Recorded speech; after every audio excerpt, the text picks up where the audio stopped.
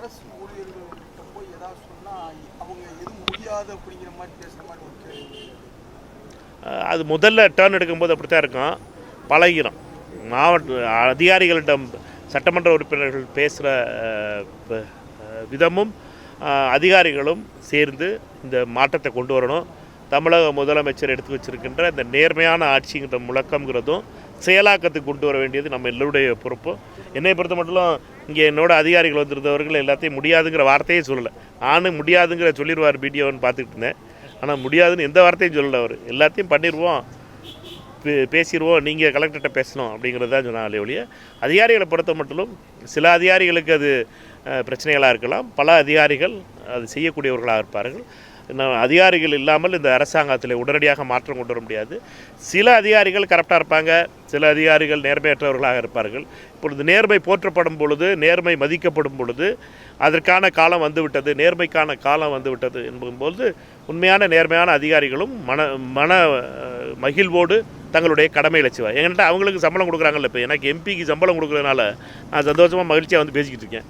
அது மாதிரி அவர்களுக்கும் சம்பளம் கொடுக்குறாங்க. அதனால் அவர்களும் பொறுத்த மட்டும் நாடாளுமன்ற அதிகாரிகளுக்கும் அரசாங்கம் சம்பளம் கொடுக்குது. அதனால் அவர்களை பொறுத்த மட்டும் அவருடைய கடமையை செய்வதற்கு மகிழ்ச்சியாக செய்வார்கள் என்ற நம்பிக்கை எனக்கு முழுமையாக இருக்குது. அதாவது சார், இப்போ வந்து இப்போ நீங்கள் சொன்ன மாதிரி தனியார் பள்ளிகள் வந்து ஒரு பள்ளிக்கு 2 லட்சம் வாங்குறது நிப்பாட்டிட்டாங்கன்னு சொல்கிறாங்கன்னு சொல்கிறீங்க.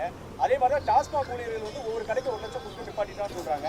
ஆனால் இன்னும் டாஸ்மாக் நிலையில் வந்து 5 ரூபா 10 ரூபா கூட வாங்குறது தொடர்ந்து இருக்குது, நிப்பாட்ட முடியலையே. இல்லை, 5 ரூபா 10 ரூபாய்க்கு அந்த துறையினுடைய அமைச்சர் திரு விக்னேஷ் அவர்கள் நல்லா பதில் சொல்லியிருந்தார்.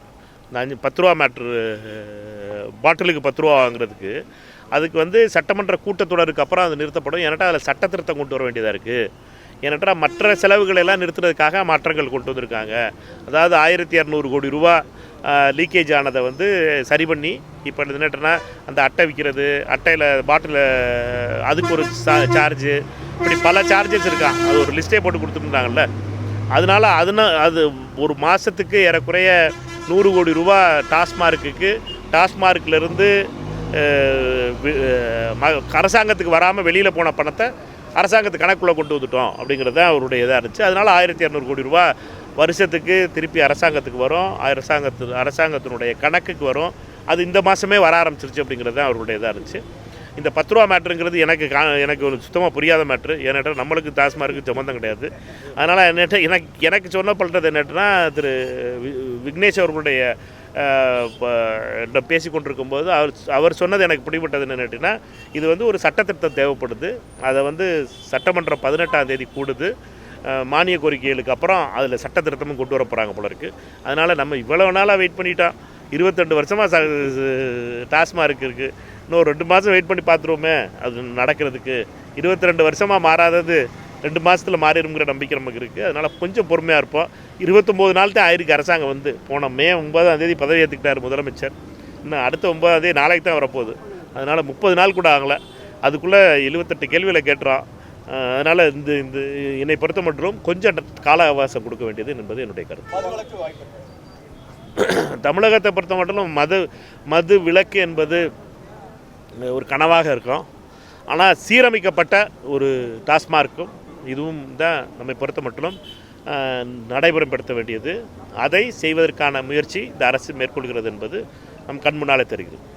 இளைஞர்களுக்கு வேலைவாய்ப்பு இருக்குமா? ஏன்னா கடந்த அரசுல வேலைவாய்ப்புங்கிறதே இல்லை. இது இளைஞர்களுக்கான ஆட்சி சொல்கிறாங்க. அப்போ புதிய இளைஞர்களுக்கு வேலைவாய்ப்பு உருவாக்குவாங்களா?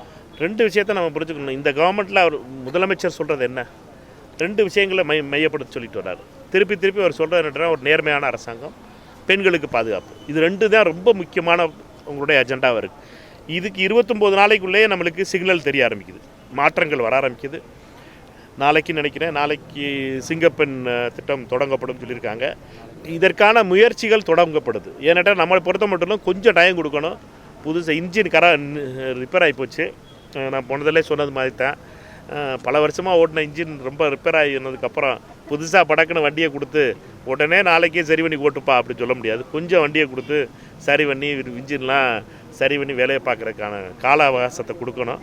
பிளே ஸ்டோர் மற்றும் ஆப் ஸ்டோரில் இருந்து பாலிமர் செயலியை QR கோடு மூலம் பதிவிறக்கம் செய்யுங்கள். செய்திகளை உடனுக்குடன் பெறுங்கள்.